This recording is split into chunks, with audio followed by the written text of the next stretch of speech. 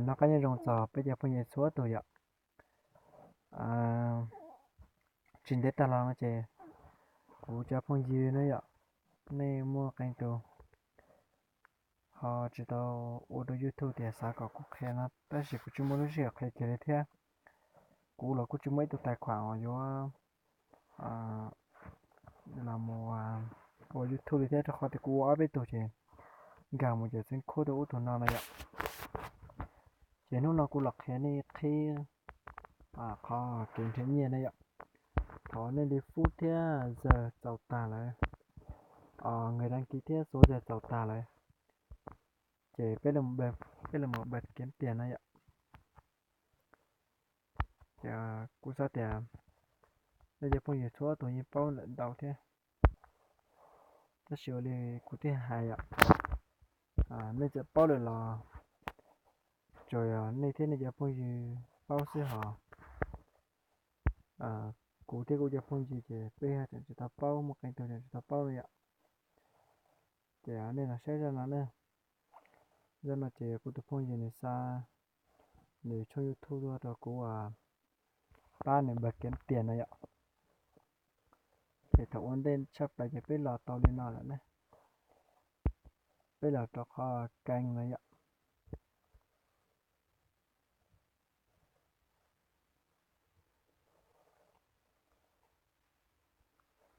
Mạng mình chỉ yêu thế gì sẽ được trên đấy nó khó là chỉ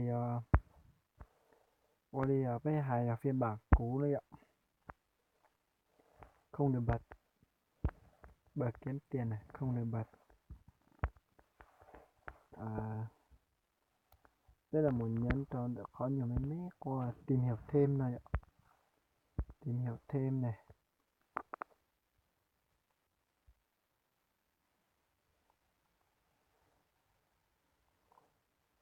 thằng nó chỉ đi nó tua thì hiện đã có trong YouTube Studio mới. Còn những chuyên chúa là chỉ để thì chuyển tới YouTube Studio này ạ. Để biết nhấn cho họ chuyển nó là những dạng chưa ý dạng đến nào thế xin này nếu ta có thể lên nào thế xin bây ta có là một điều cho khó thì canh nó là tại nó tốt bây ta có là một điều cho khó cũng hai thì mê tìm hiểu thêm nó là thì cô ta có nó tôi hiểu biết ta có nếu một cho khó nó là nếu cô ra ý dạng được cô tôi nó dạo thì sau này đây thế thì bây là một điều cho bố đi cậu nó nên nó sẽ phải đi cậu bé nhật tánh là nó dạo bé nhật tánh là chỉ đây là một chọn cho khó để trang web cho máy tính là gì mỗi chiếc điện thoại Samsung tới chỉ là hồ thì trang web cho máy tính để bàn này ạ. Chỉ biết là muốn đầu cho họ lúc nó có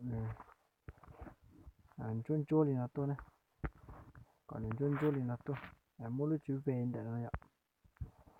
Chỉ thọ tôi lên nó ta lấy là chỉ cái mà đi làm một nhiệt cho khó nó lắm chuyện tới YouTube Studio này ạ. Chỉ biết mà làm nhiệt cho để nó chỉ được thiết đi một cái tỏ này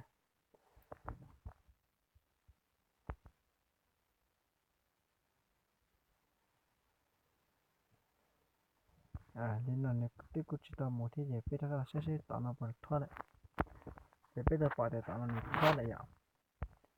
Thì biết là nhiệt đua này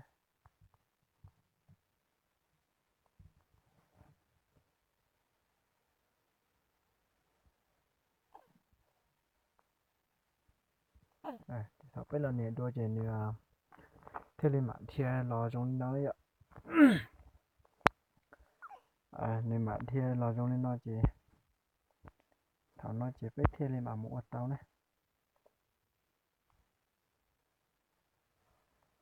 thảo tao lên nó ta lấy nữa chị mỗi thứ là tao biết thì bỏ trong này ạ. Đây là một tuần được khó để tụ S này tụ S là phải đây là một nhiệt nó hấu nè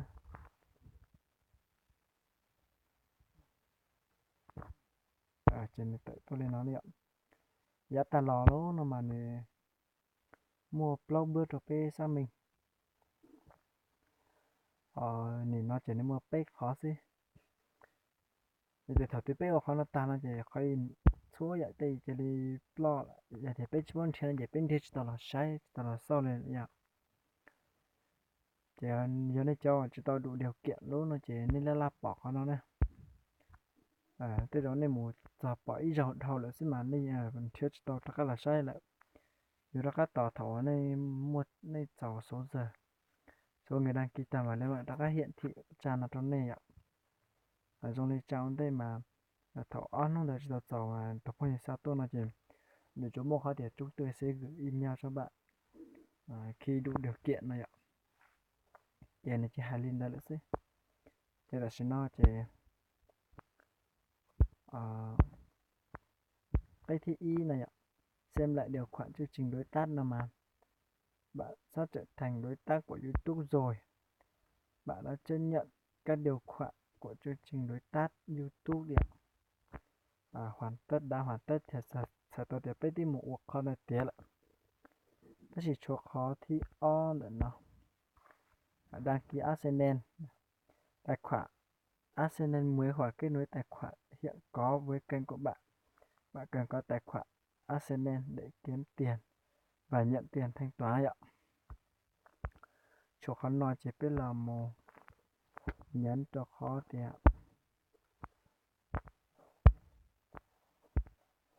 bắt đầu rồi ạ chung chung là bắt đầu nữa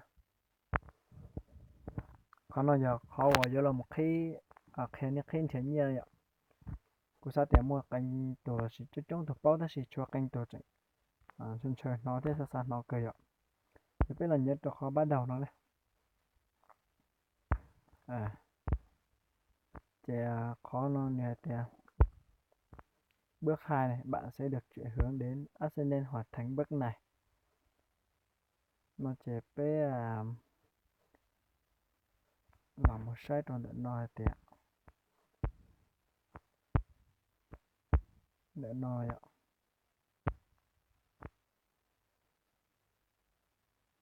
chỉ lên nồng bé lo lù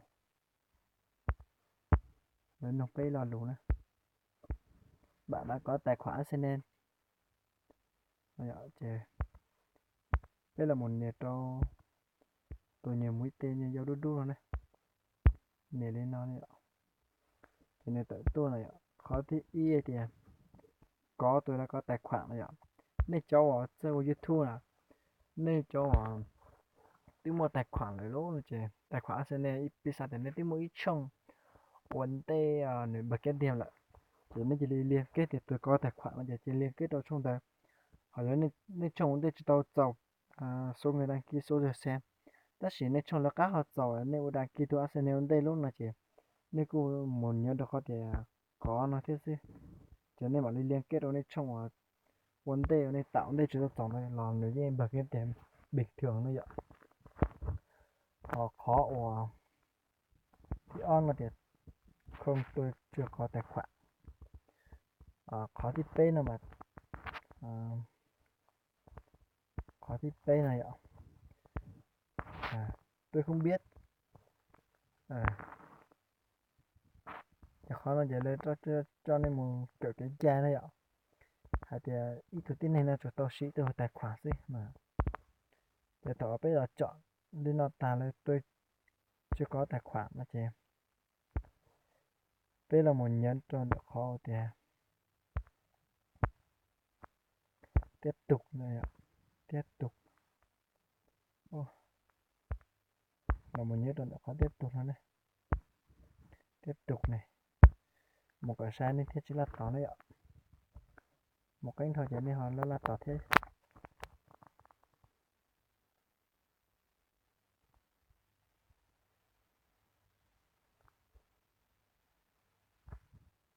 thọ to lên nó to lên ạ thọ lên nó luôn là chè bé sai sai giờ tụt tư đấy ạ chè thọ tàu đấy biết sai được rong này như chả biết sai tụ tụi nó dù kia đó cả mà thì cho cái là thế và chỉ biết sai thì giờ tụ học ca này ạ để phòng đi chỉ biết là nhiệt rồi tụi nó này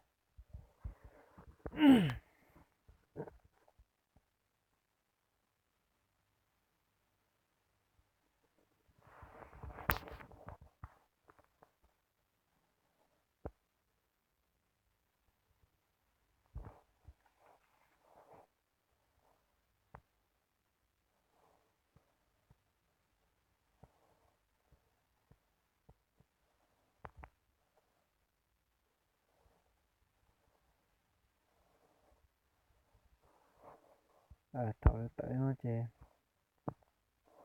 đó khi để tận dụng nhiều hơn từ Arsenal này có gửi cho tôi trợ giúp được tùy chỉnh đề xuất hiệu suất này ạ nó chỉ biết là nhấn cho khó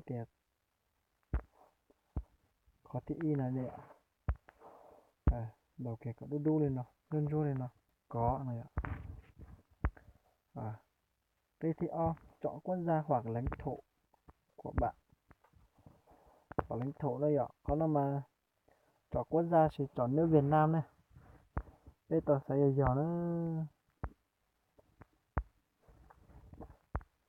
một cái gọi giờ này này nhớ Lào Thái Lan này nhớ đây chơi tiêu xí bảng yếu đây chơi win bao rồi ạ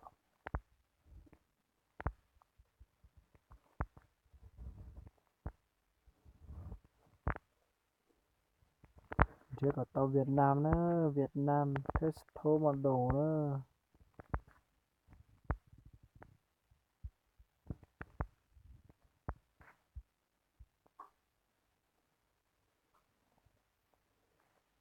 đây Việt Nam đây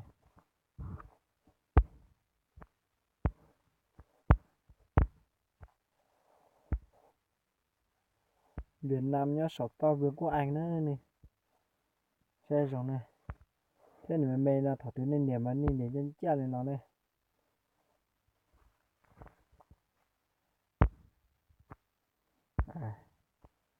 chờ tờ quốc gia Việt Nam lãnh thổ Việt Nam đấy ạ chờ thọ cái dấu chiến này thọ này tới là chỉ nhưng mà số chân thấy nó đấy ạ nên số mà nên sao giờ số tụi chuối giờ để cú số nó đây nên mà tôi rồi rủ tôn thảo nên từ hiệu YouTube này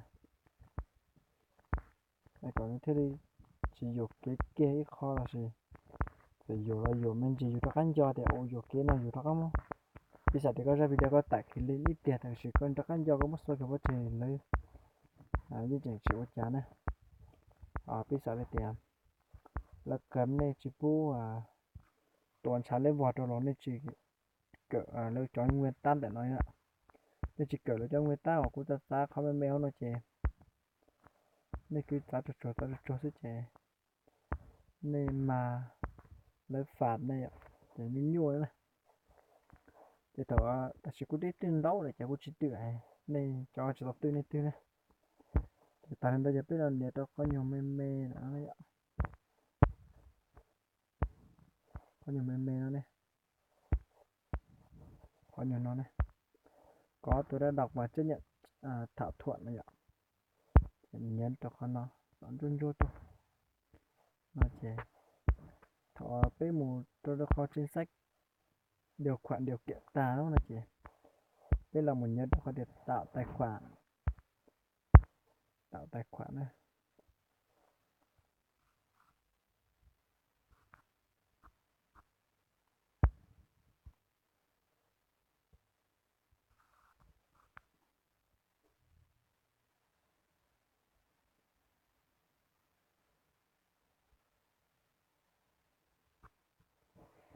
tên là cụ thể giờ đi thấu cháu thế này tại sao mà lấy họ mua ít khó cháu mình chỉ khó cháu mình gì này ạ quảng cáo được thực hiện dễ dàng nhỉ còn chờ gì nữa bắt đầu thôi các bạn ơi bắt đầu nha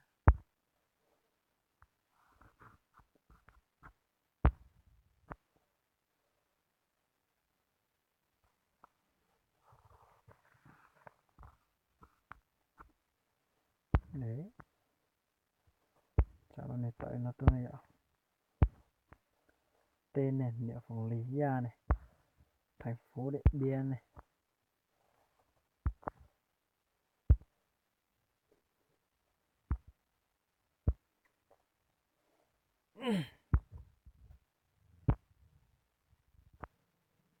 Lên nó đấy.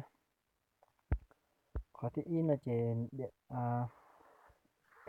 loại tài khoản cá nhân. POP tiểu sư chế PO chế tài khoản cá nhân nó đấy ạ. Có tên và địa chỉ này ạ. Có sau có lúc bây giờ này ra A3 này ạ. Dùng địa chỉ 1 thế dùng địa chỉ 2 nên chỉ có số ít là của tao này. Hồi lách mình nhé Điện Biên là của tao này ạ. Có thành phố nó có cú sau thành phố Điện Biên thế. Hoặc có ở tỉnh nó này ạ. Có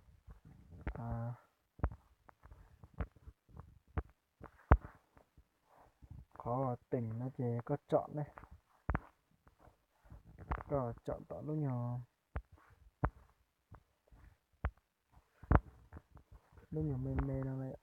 Lúc nhỏ mũi tên mê mê nó đây. Con nhiều cho hấu gì nếu mỗi tỉnh nó có chọn đấy ạ. Thì cũng đi chọn tạt thế. Để số nhiều số điện thoại đấy ạ. Nhiều số điện thoại nào mà cô nghĩ khó quan trọng cả. Thế cô chuối khó quan trọng nhất tại nó thế này. Thảo biết trò lên mà sao có tập tập bên đây ạ. Má biểu điện này. Còn má biểu điện là quan trọng hay nữa. Cái đầu này nó đu đu rồi này. Để cho hấu ạ. Thì thằng nó đây thì bạn không biết má biểu chính của mình. Vui lòng tìm má biểu chính tại đây. Bây giờ để cho khó dân chúa thì tại đây nữa này. Bên này kẹt cho hấu này ạ. Ông hồn cho tình tế mình chỉ đây mình tạo cho máy gì chi hẳn cho không sao. Đây đó lên hoàn toàn trên nó này ạ. Kìa, xã Mường Tong này. Kìa cũng rất sau thì bản này.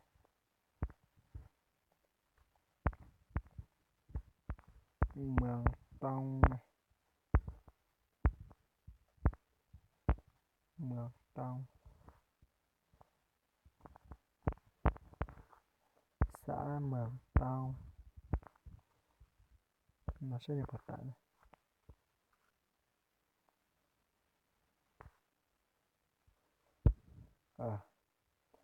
Bản Mường Tong, xã Mường Tong. Kết quả không.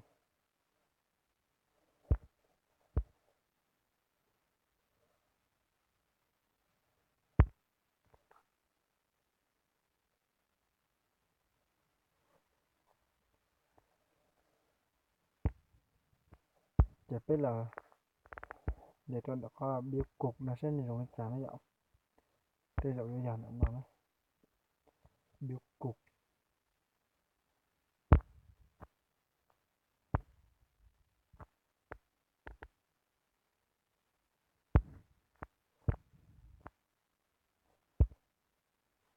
Thật là giỏi thế.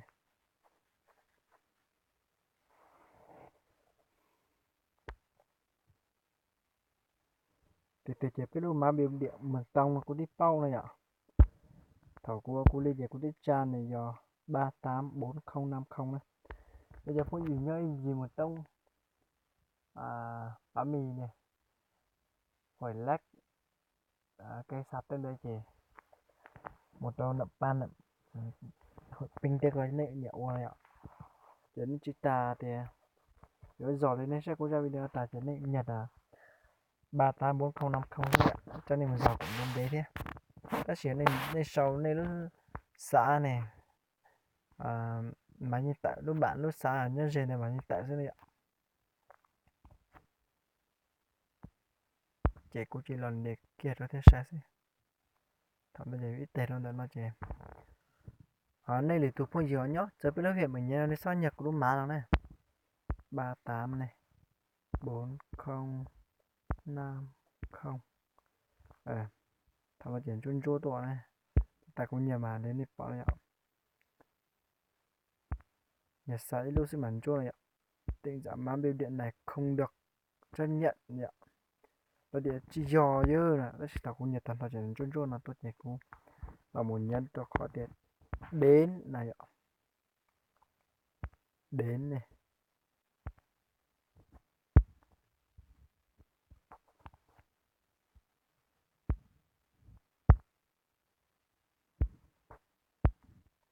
Thở bên nhà lên là ta ba ta mua không là không này ạ. Để cho nhớ rồi lấy lúc huyện nè.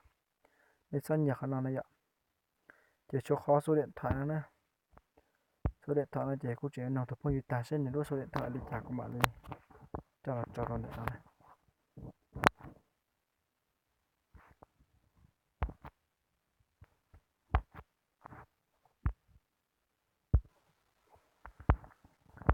Và trả nó chỉ này sắp tôi này ạ. Sắp tôi chỉ của chuyện này cái đó không nói chỉ bây đã chỉ liền liệp lòng là nó thế này ạ. Chỉ cô dán cái đó sẽ chỉ tàu liền này. Chỉ thằng nó bé một ôi dầu một này ạ. Chỉ bây giờ các giả soát ý liệu sẽ vừa theo khóa từ này. Giờ thì theo mà nó như liệp lòng này này. Bên gửi những chỉ mũ này ạ. Chỉ thằng bé nó ta lâu này chị. Bé là một nĩa cho khó để gửi nó sẽ này. Gửi này.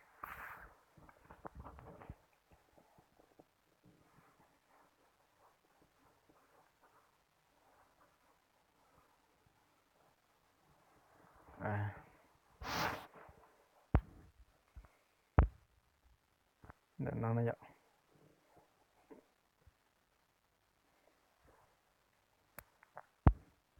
Cho nên để đang chuyển hướng bạn đến máy chủ lưu trữ này.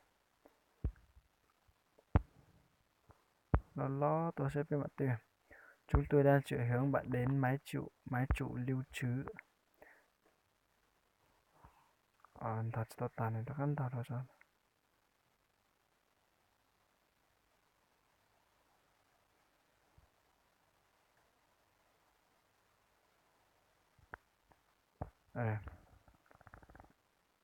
Chỉ thả nó này ô lên nó ta chạy đến thiên lòng để nó vậy.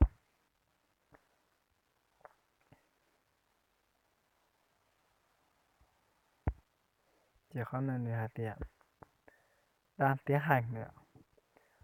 Chúng tôi đang tạo hoặc liên kết tài khoản Arsenal của bạn. Quá trình này có thể mất vài giờ. Lên nó này. Chỉ có mi thi là nó này ạ. YouTube sẽ xem xét kênh của bạn để đảm bảo kênh này tuân thủ này các chính sách liên quan đến việc kiếm tiền trên YouTube. Chúng tôi sẽ gửi email cho bạn khi có quyết định, thường là trong vòng 1 tháng. Bước này sẽ tự động bắt đầu sau khi bạn hoàn thành 2 bước đầu tiên này ạ. Sai tàu thì cây thì PNP chỉ tạo này ạ. Nên mà đi tự động nên bạn đi khi này xin này ạ. Có này chờ xem xét này ạ. Thổ tiêu có lẽ Arsenal ô tàu tía là thổ tiêu là dưới tàu Arsenal tía này giờ nó saiอยู่cái nó là dù sử dụng bên sự có chừng một thách công thân chầu theo tao trong họ bè là chỗ mình nhà sai hay có sự là chỗ mình nhà sai ạ. Thì thổ câu đi là ta lúc này chị là do việc có cho video tan thôi sẽ có bộ mua tôi nhận dạo cần nhiều lối là cho là gì có hai cho lại thủ lìa có chỉ tao sau cover là gì có chỉ tao cái cho trên này luôn này ạ. Để lấy ra sát lên để ta chỉ lấy để ô có cái nó tao phải duyên nó chị có chỉ tao hồi giờ tiền rồi sát ta có cái nó có thể thách công thân cho nó muốn nên chống sẽ nè chị để cho số giờ nó chị nếu cô cho nó con thấy như ý dạng này ạ. Chị lên nào thế này chị lên nào chị Olympic món hay ở nhớ tò mò lên bà đó thọ bé nó tiệt ta chỉ nhớ tò mò thọ tiệt cái nó đã hoàn tất run run cái số nó mà ta mà nó trò bên nó sẽ mà như là bỏ quảng cáo bi bi bơ này hiểu rồi chỉ bé lọ sầu lên nó xí chỉ và thì bây giờ cỡ tao tây dạo cho mù cho nó sầu quá nó dạo chỉ khó là chơi xem xét đã nó chỉ rồi là của hai này nhất tao mong sẽ dùng kênh là dùng bộ dùng xin là dạo ta chỉ và để có tua phong chi có kênh này có xí có lúc mình sẽ là quá xí mà cũng chỉ sẽ để như tao sẽ dạo thì nhớ trong trò chọc phong chi sẽ là nó dạo thì bên mà xin gì đó này